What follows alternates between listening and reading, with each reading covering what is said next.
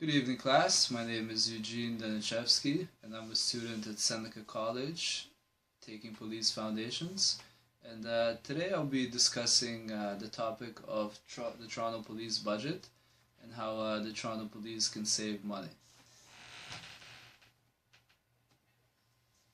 So in the year 2016, Toronto Police Chief Mark Saunders has introduced a new bill for the year, and the annual cost for the budget was $1.006 billion, and that's actually one of the highest calculated budgets ever in Toronto Police history.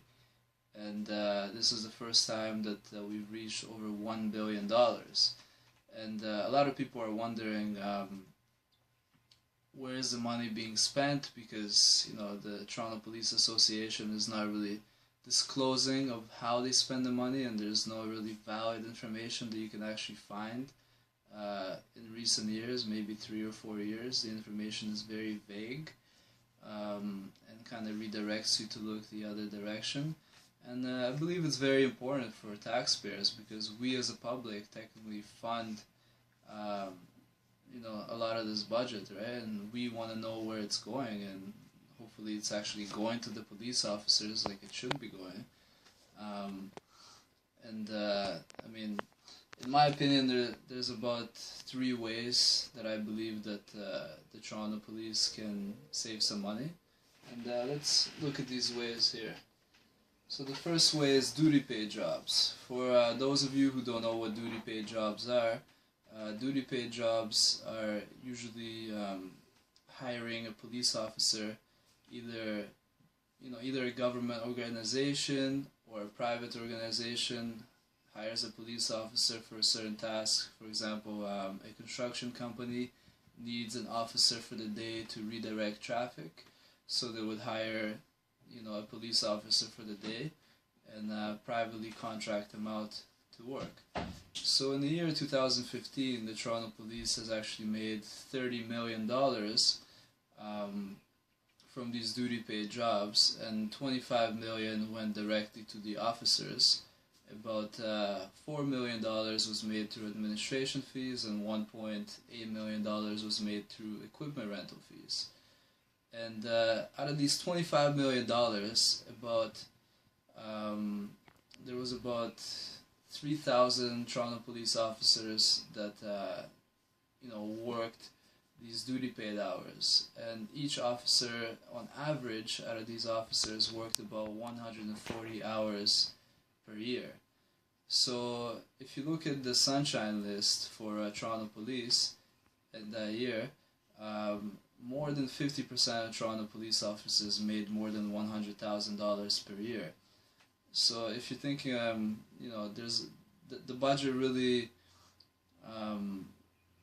a lot of these hours could be used for new recruits, right? Because if you have more than half your staff making over $100,000, and a lot of it is because of these duty paid positions that are offered to the officers don't need to work over 40 or 44 hours a week.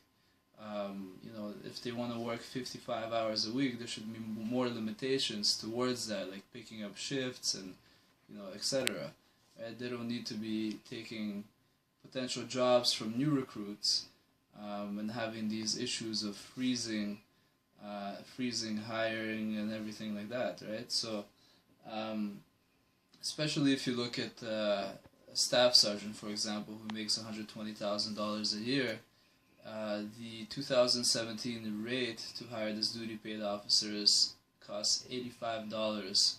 This is how much the Toronto Police charges the clients. They bill them $85 an hour, and let's say the staff sergeant makes $65 an hour if they work 40 to 44 hours a week, and if they were cutting into overtime, most employers pay 1.5 times the rate.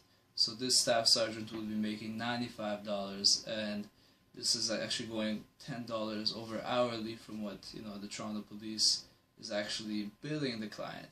So that means the Toronto Police has to pay that staff sergeant an extra $10 per hour, which I believe kind of cuts into the costs, right? So if these private if these duty jobs are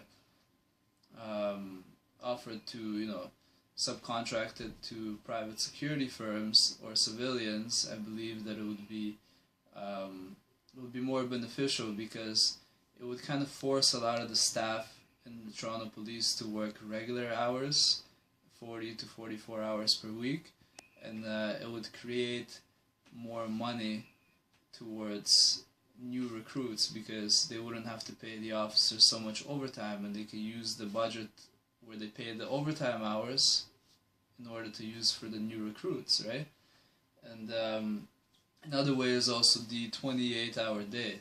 So what the 28-hour day is, pretty much it divides into different shift patterns. So it would be maybe a 10-hour shift, day shift, 10-hour night shift, and maybe an 8-hour shift. So a lot of officers work 28-hour days, and let's say they work 3 shifts, let's say they work 5 shifts a week. 4 of the shifts would be 10 hours, and 1 of the shifts would be 8 hours. Since they're working 28-hour days, it gives them more possibility to accumulate overtime hours, and it kind of puts them into overtime easier, as opposed to if they work 24-hour days, which would be just standard regular 8 hours, 8 hours, and 8 hours.